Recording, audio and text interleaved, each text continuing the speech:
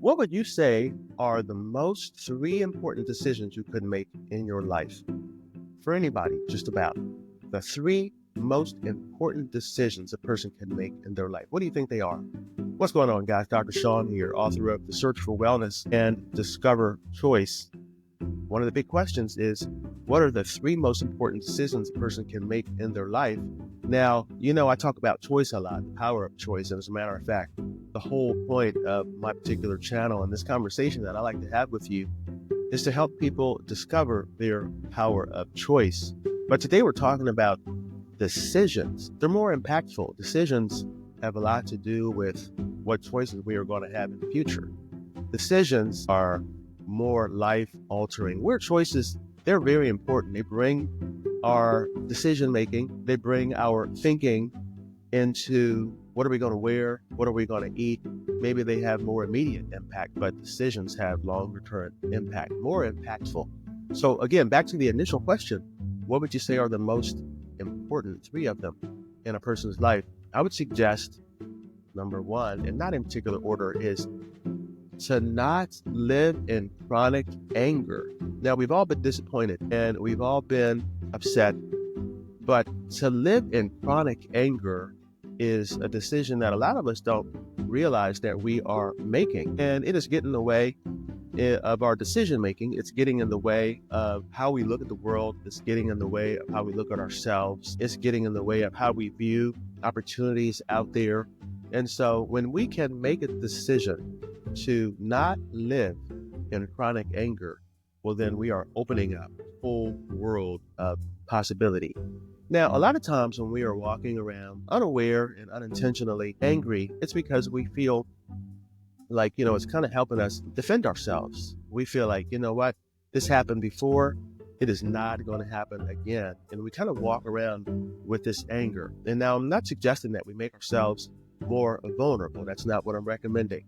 What I am recommending is to be alert, be aware, but to not live in chronic anger, because that anger eats away at us. And so in some regards, what I'm suggesting is that a thing to do is to forgive ourselves, live in some regards in forgiveness. Okay, now, the second decision that I would suggest is extremely important to make is to live in gratitude.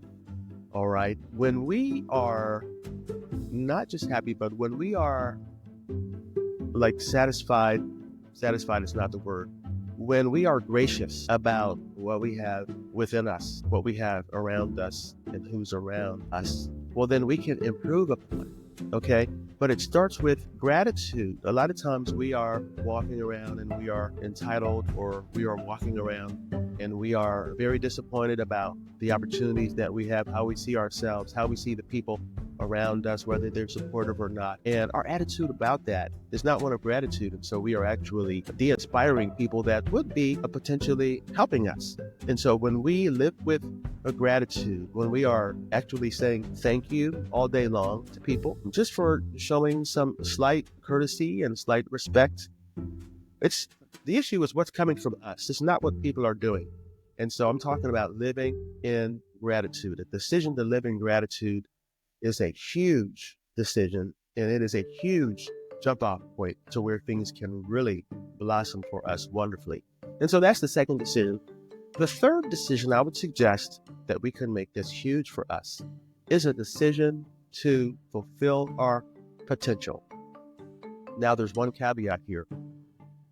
We can't fulfill our potential, but to decide to fulfill our potential. Basically, what I'm saying is to live fulfilling our potential, and to live knowing we're not going to fulfill it, because we are all pure potential. That is what we are. And so how can you feel it? We can always do better. Have you ever met anybody who couldn't improve, right? So we are all pure potential, and so we can all do better. But when we are talking about fulfilling our potential, what we're talking about is becoming a more, a more effective, a more functional, a more vibrant version of ourselves. And we can always do that. And so now this becomes about the journey, right? So we can enjoy the journey of fulfilling our potential. It's not about the outcome, but it is about what we are doing right now and today and this week and this year, fulfilling our potential. And so those are, not in any particular order, my 3 recommendations on the biggest 3 decisions that we can make in life. I hope that this is helpful for you. It's helpful for me. In some regards, I consider it like aligning my wheels on my car, taking out that resistance associated with anger and associated with resentment, associated with feeling like somebody owes me something. When I'm living in gratitude, well, then I don't feel like I'm not waiting for anybody to give me anything.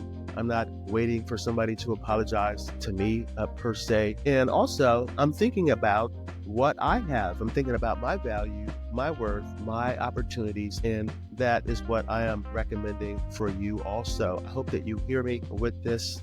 This will make a big difference if you haven't thought about this. And everything that I'm talking about right now, it's kind of developmental and it's kind of a work in progress. It's not something that we can necessarily accomplish all in one day, right? I mean, it doesn't, that's not realistic, but this is more of a process. It's a journey of becoming more of who we are anyway.